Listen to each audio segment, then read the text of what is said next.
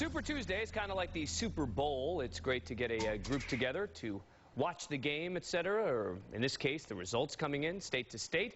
So we put together our top 5 tips for watching Super Tuesday coverage, how to keep your eye on the ball and not get fooled by the spin meisters and pundits. Back with us is Michelle Cottle and Lawrence O'Donnell. So now we have 3 pundits telling people how not to get fooled by the pundits. All right. Coming in at number 5, look for the campaigns to declare some sort of victory no matter how bad things get. Both sides scrambling tonight to lower expectations so they can emerge in the media as the so-called winners tomorrow, whether they win the most votes or delegates.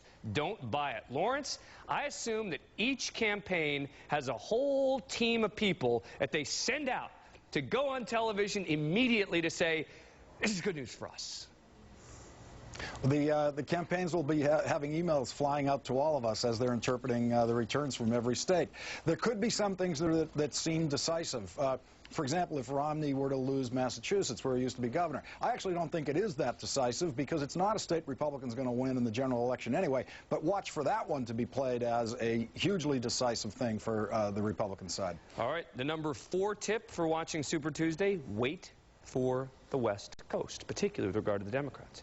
Don't listen to commentators who effectively announce winners and losers for the night at 8 p.m. Yes, the East Coast is very, very important. But California and states like Colorado and Idaho make up almost 30% of the Democratic delegates up for grabs tomorrow, and about 35% on the Republican side. So, I mean, Michelle, really, California becomes crucial. I'm sorry to say, all the East Coast reporters are going to have to caffeinate up and miss their bedtimes tomorrow night. I mean, it doesn't really matter what we do over here on some level. You're going to have to watch the Golden State, and you got all those other ones out there in the West. Lawrence, is there a concern that as you're covering this, that they make predictions and prognostications, et cetera, before California comes in, and that has sort of a long-term impact even before we get the numbers in from California? Well, networks used to do that on general election night, and Jimmy Carter insisted that the reporting that the networks were doing about how he wasn't succeeding in the other time zones killed his candidacy in California. Now, of course, Reagan was probably going to win California anyway, but there's something to talk about there. Tomorrow night, it's going to be interesting. I'm not sure anybody has an agreed-upon set of rules. For example, if you report a result from Massachusetts when it's 5 p.m. in California and the polls are open in California for several hours, are you in some way demoralizing voters in California? Well, I think the difference, I guess, is that obviously because even with the Democrats where it's tight, because it's proportional, there's going to be no sort of winner-take-all, and as a result, I assume that we'll be pretty good at making it a horse race all night. All right, number 3, delegates, extra delegates, super delegates. Tomorrow night, you'll hear a lot about the delegate count. Pay attention, though, to the super delegates. Former presidents, governors, members of Congress, National Committee members, particularly with the Democrats who haven't endorsed a candidate yet.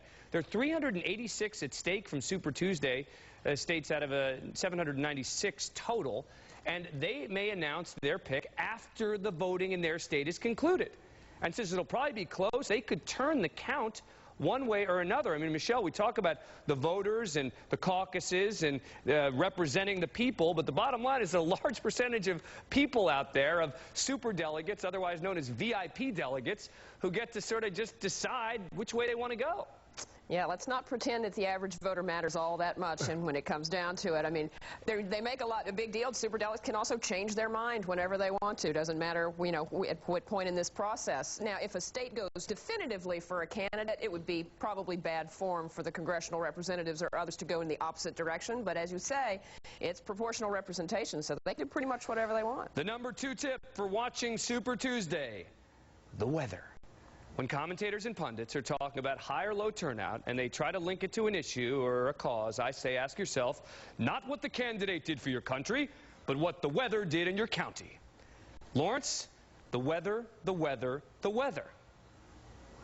And not just the weather. In a place like California, where tomorrow the weather's going to be great, you also have this thing called traffic. My commute over here tonight was an hour and a half, which is a standard commute. It's not unusual. Yep.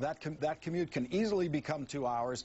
If you depart work at the wrong time, you may miss your chance to vote that night in California, Southern California especially, including Orange County, where McCain and Romney will be slugging it out. You can lose your vote to traffic in this state. Yeah.